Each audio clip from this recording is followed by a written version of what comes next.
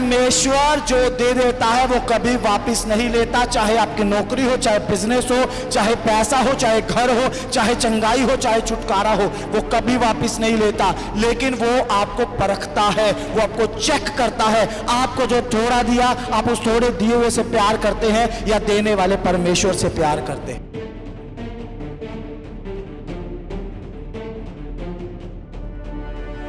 हमारे जीवन को आशीषित करने वाला परमेश्वर है। हालेलुया।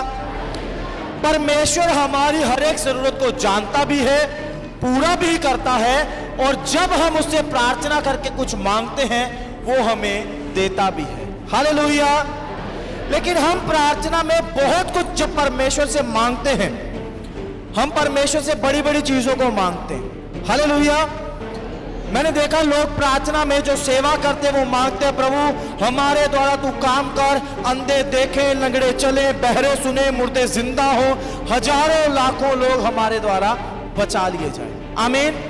जो नौकरी के लिए प्रार्थना करते हैं वो नौकरी के लिए 5, 10, 15 हजार की नौकरी के लिए प्रार्थना नहीं करते, वो प्रार्थना करते प्रभु तो हमारी नौकरी में हमें प्रमोशन दे, हमें मैनेजर बना, हमें गवर्नमेंट जॉब दे, हमारी सैलरी लाखों रुपए में हो। हालेलुया। बिजनेस के लिए प्रार्थना करते हैं, छोटी मोटी दुकान के लिए, रेहड़ी के लिए प्रार्थना नहीं करते, हमेशा ये प्रार्थना करते हैं प्रभु आप हमें बहुत बड़ा बिजनेस दें जिससे हम दूसरों को नौकरी भी दे पाए, जिससे हमारी लाखों रुपए की इनकम हो। हालेलुया। ये बहुत अच्छा है, हम परमेश्वर से मांगे और बड़े से बड़ा मांगे, क्योंकि परमेश्वर देने में सामर्थ्य है, और लिखा है प्रार्थना में जो कुछ तुम विश्वास से मांगोगे सब तुम्हें मिलेगा। आमीन। लेकिन उस बड़ी आशीष को पाने के लिए क्या हम तैयार हैं? उस नौकरी को जो लाखों रुपए की है, जो मैनेजरियल लेवल की है, क्या हम उस नौकरी को करने के लिए तैयार हैं? हालेलुया। जो बिजनेस हम बहुत बड़ा मांग रहे हैं, उस बिजनेस को चलाने के लिए हम तैयार हैं? जिस सेवकाई को हम मांग रहे हैं, हम हजारों लोगों को मांग रहे हैं, क्या हम उन हजारों लोगों को संभालने के लिए तैयार हैं? सवाल यह है कि जो हम परमेश्वर से मांग रहे हैं उसके लिए हम तैयार हैं या नहीं है, उसके लिए हम विश्वास योग्य हैं या नहीं है। आमीन। जब आप प्रार्थना करते हो, परमेश्वर पहली ही बार में आपकी हर एक प्रार्थना को सुन लेता है। हालेलुया। आप जब परमेश्वर से मांगते हो, परमेश्वर आपके मांगने के अनुसार आपको देता है, लेकिन वो आपको पहले थोड़ा सा देता है। थोड़ा सा देके वो देखता है आप विश्वास योग्य रहेंगे या नहीं रहेंगे। बाइबल में लिखा है जो थोड़े में विश्वास योग्य है, परमेश्वर उसे बहुत वस्तुओं का अधिकारी बनाएगा। आमीन। हालेलुया। आपके पास जॉब नहीं है, परमेश्वर पहले आपको 15-20 हजार रुपए की एक छोटी नौकरी देगा। अब उस 20,000 की नौकरी को लेने के बाद आप परमेश्वर को छोड़ देंगे? बहुत सारे लोग यहाँ पर चर्च में आए, उनके पास नौकरी नहीं थी, ना पति के पास नौकरी, ना पत्नी के पास नौकरी। प्रोफेसी हुई, परमेश्वर आपको जॉब से ब्लेस करने वाला है, 1 हफ्ते के अंदर दोनों को नौकरी मिल गई, और उसके बाद उन्होंने चर्च में आना छोड़ दिया। हालेलुया। बहुत सारे लोग हैं, बिजनेस नहीं चलता, पास्टर जी दुआ कर दो, दुआ की, बिजनेस चल गया, अब संडे को भी बिजनेस चलता, उनके पास चर्च में आने के लिए समय नहीं है। अब सोचो 15-20 हजार की नौकरी के लिए आपने परमेश्वर को छोड़ दिया, आप कभी लाखों तक नहीं पहुंच सकते। हालेलुया। थोड़े से बिजनेस के लिए जिसकी कमाई कुछ हजार रुपए है, उसके लिए आपने चर्च में आना छोड़ दिया, आप लाखों तक कभी नहीं पहुंच सकते। अगर आप बढ़ती को और उन्नति को अपने जीवन में देखना चाहते हो, थोड़े से थोड़े में विश्वास योग्य रहो। याद रखो, उस छोटी नौकरी को देने वाला, उस छोटे से बिजनेस को चलाने वाला, उस छोटी ब्लेसिंग को देने वाला परमेश्वर आपको बहुत ज्यादा बढ़ाने वाला है, और आने वाला समय आपकी बढ़ती और उन्नति का समय है। आमीन। हालेलुया। आप जानते, अब्राहम नाम का एक व्यक्ति था बाइबल के अंदर, उत्पत्ति की किताब में उसका जिक्र है, जिन्होंने बाइबल पढ़ी है उनको अच्छे से पता होगा। अब्राहम ने जब परमेश्वर पर विश्वास किया और प्रभु की आज्ञाओं के अनुसार चलना शुरू किया, परमेश्वर ने उससे वादा किया। क्या वादा था? मैं तुझे आशीष दूंगा, तेरा नाम महान करूंगा, तू आशीष का मूल होगा। हालेलुया। उसके पास एक भी बच्चा नहीं था, उसकी पत्नी बांस की, कोई बच्चा नहीं, और परमेश्वर ने उसको बोला, मैं तेरे वंश को समुद्र के किनारे की जो रेत होती है जिसके कणों को कोई गिन नहीं सकता, तेरे वंश को मैं ऐसा कर दूंगा, तू मेरे पीछे चल। आमीन। जिसके पास एक भी बच्चा नहीं, उसके वंश को इतना बढ़ाने का वादा कर दिया कि वो उसकी गिनती कोई भी नहीं कर सकता। Hallelujah, hallelujah. परमेश्वर जो दे देता है वो कभी वापस नहीं लेता, चाहे आपकी नौकरी हो, चाहे बिजनेस हो, चाहे पैसा हो, चाहे घर हो, चाहे चंगाई हो, चाहे छुटकारा हो, वो कभी वापस नहीं लेता। लेकिन वो आपको परखता है, वो आपको चेक करता है। आपको जो थोड़ा दिया, आप उस थोड़े दिए हुए से प्यार करते हैं या देने वाले परमेश्वर से प्यार करते हैं। अब्राहम ने अपने बेटे को, जो उसका इकलौता बेटा था, 100 साल की उम्र में मिला था, जिसके साथ उसका बहुत ज्यादा प्यार था, उसके प्यार की बजाय परमेश्वर से ज्यादा प्यार किया। परमेश्वर की आज्ञा को मान के उसको बलिदान करने के लिए तैयार हो गया। जब परमेश्वर ने उसको देखा तो प्रभु ने अब्राहम से फिर से बात की।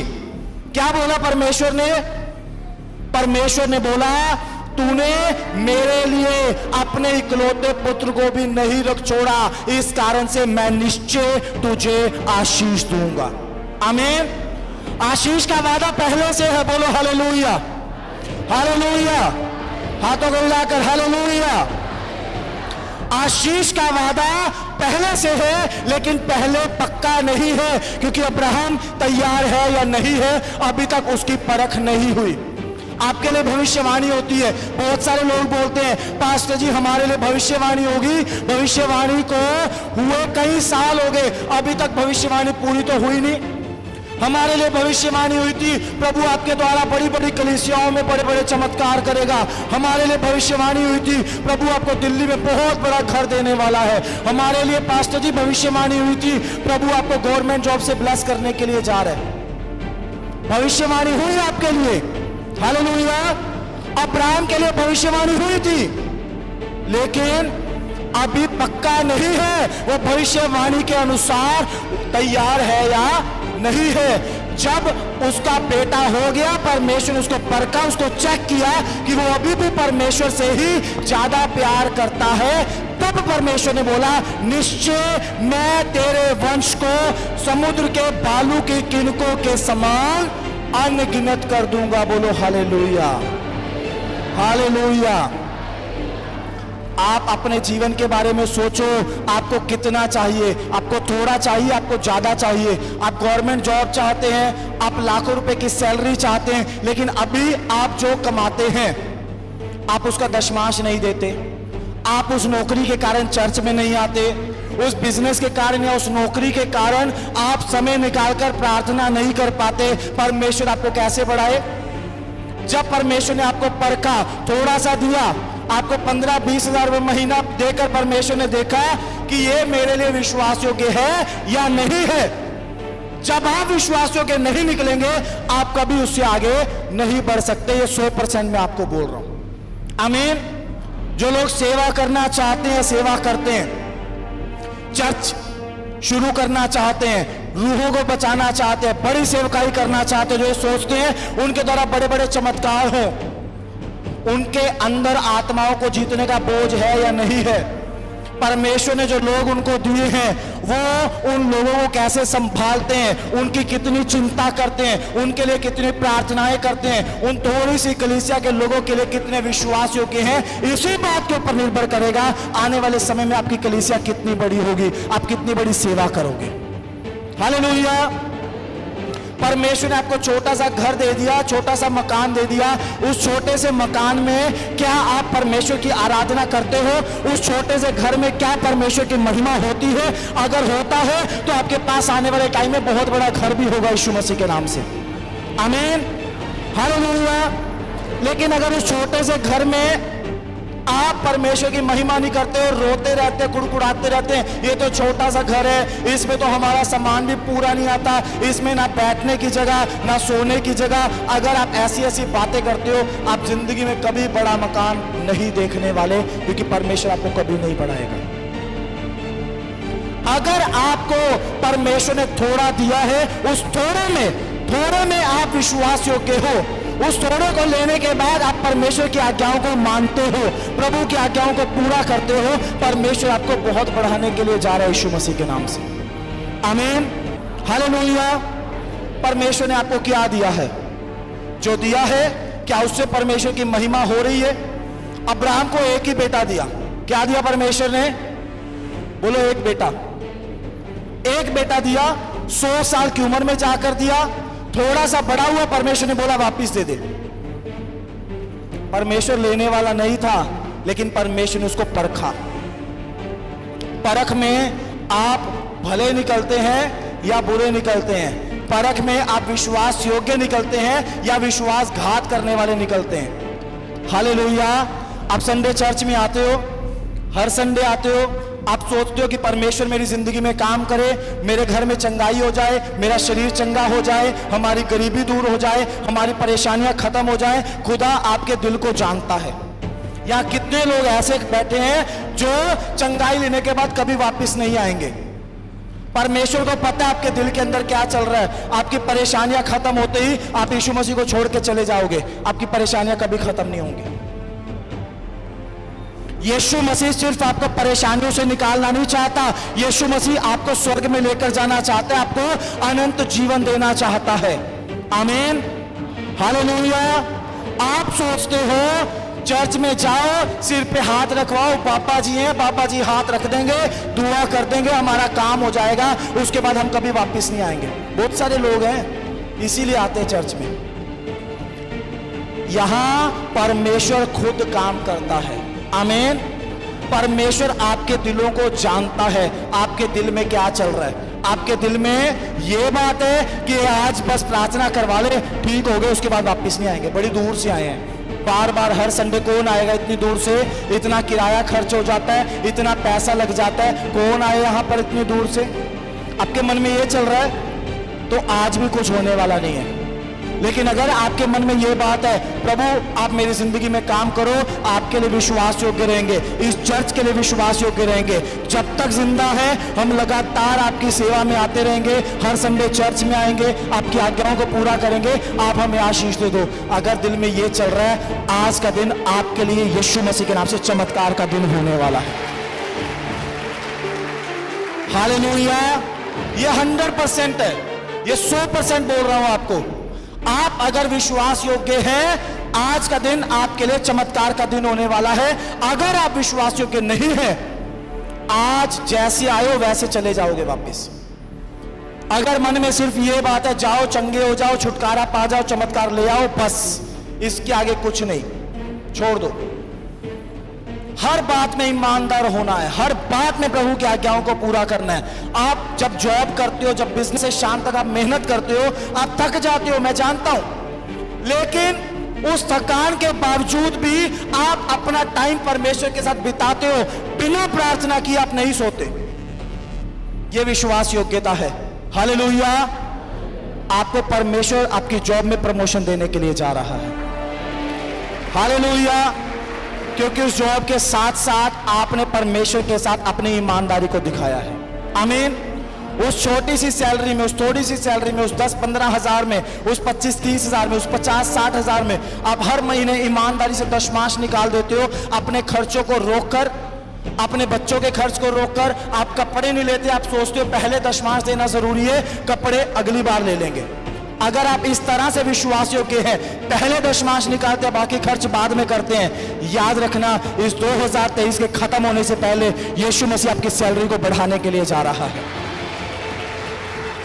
हालेलुया।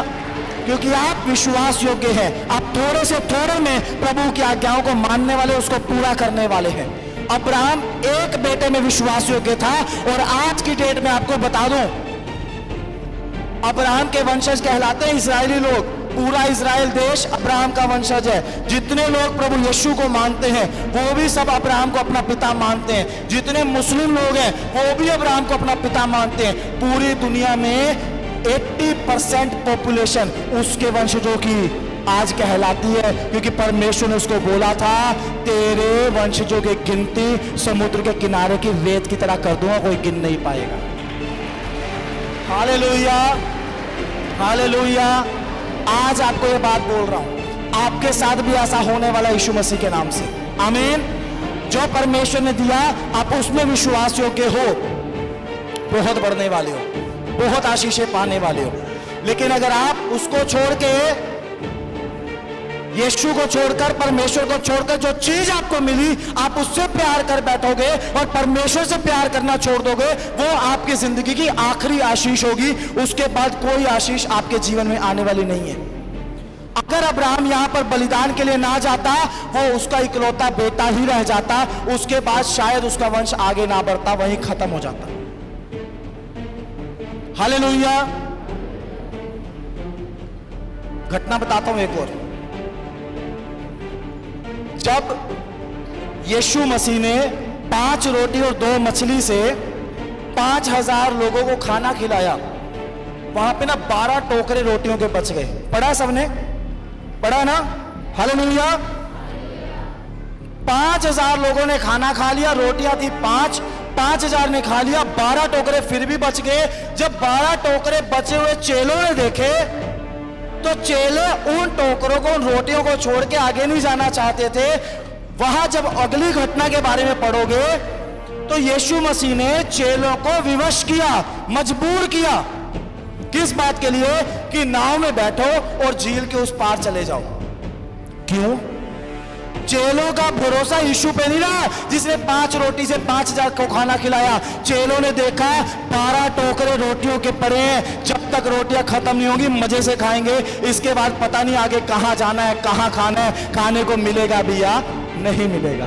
हालेलुया। एक दिन और चेले नाव में जा रहे हैं, यीशु मसीह उनको बोल रहा है, तुम जो फरीसी हैं उनके खमीर से चौकस रहना। और चेले आपस में क्या बात कर रहे हैं? रोटी लाना तो भूल ही गए। हालेलुया। यीशु मसीह उनको डांट के बोलते हैं, तुम भूल गए क्या? 5 रोटी 2 मछली से 5000 को खाना खिलाया था, 7 रोटी से 4000 को खाना खिलाया था। मैं उस खाने को बनाने वाला परमेश्वर तुम्हारे साथ बैठा हूं और तुम रोटियों की चिंता कर रहे हो। यही हमारे काम है।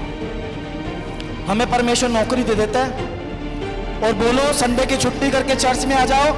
आगे से जवाब आता है, पास्टर जी अगर संडे को छुट्टी कर दी तो नौकरी से निकाल देंगे, मालिक छुट्टी नहीं देता हमें, हमारा बॉस हमें छुट्टी नहीं देता, हमारा सीनियर हमें मना कर देता है, निकाल देंगे। अब भरोसा यीशु से हट गया, भरोसा हो गया नौकरी के ऊपर। नौकरी से सैलरी आएगी तो घर चलेगा। अरे जिस यीशु ने ये नौकरी तुम्हें दी थी, आप चर्च आना शुरू कर दो, निकाल भी दिया, उससे ज्यादा सैलरी की दूसरी नौकरी वही परमेश्वर आपको देने वाला है। Hallelujah, hallelujah. ऐसा होगा, 100% होगा। आप अगर परमेश्वर के लिए कुछ भी बलिदान करने के लिए तैयार हैं, उसका कई गुना परमेश्वर आपको ब्लेस कर देगा। चेले यीशु मसीह से पूछते हैं, प्रभु हमने तेरे लिए घर बार परिवार सब छोड़ दिया, हमें क्या मिलेगा? यीशु मसीह ने बोला, जो कुछ तुमने छोड़ा है उसका 100 गुना तुम्हें इस दुनिया में मिलेगा और इसके बाद तुम सबको अनंत जीवन भी जरूर मिलेगा। आमीन। एक नौकरी बलिदान करके देखो, आपको उससे अच्छी दूसरी नौकरी यीशु मसीह देने वाला है। आमीन। संडे के दिन एक दिन अपना बिजनेस, अपनी दुकान, अपना काम बंद करके देखो, बाकी के 6 दिन परमेश्वर आपको उससे दुगनी ब्लेसिंग देने वाला है। Hallelujah, hallelujah. दशमांश ईमानदारी से देकर देखो, परमेश्वर आपकी सैलरी को बढ़ाने वाला परमेश्वर है। आमीन।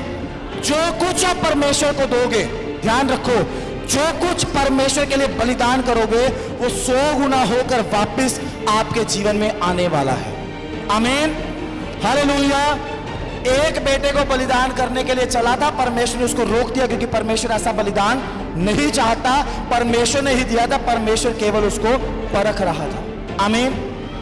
अब परमेश्वर के लिए थोड़ा सा छोड़ दो, परमेश्वर आपको बहुत देने के लिए जा रहा है। आमीन।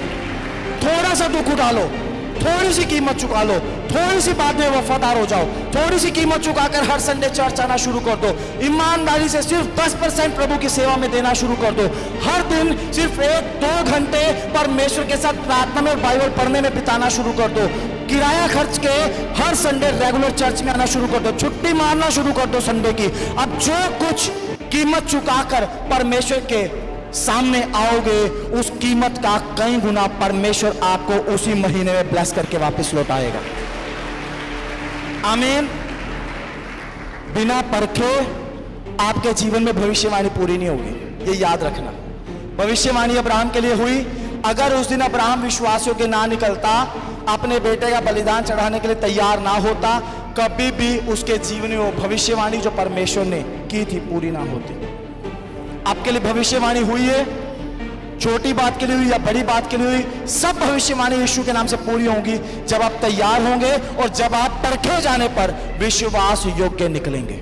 आमीन। सभी भाई बहनों को जय मसीह की। अगर आप दिल्ली या दिल्ली के आसपास रहते हैं तो आप सब जरूर आएं लिविंग ग्रेस चर्च दिल्ली में। अधिक जानकारी के लिए दिए गए नंबर पर संपर्क करें।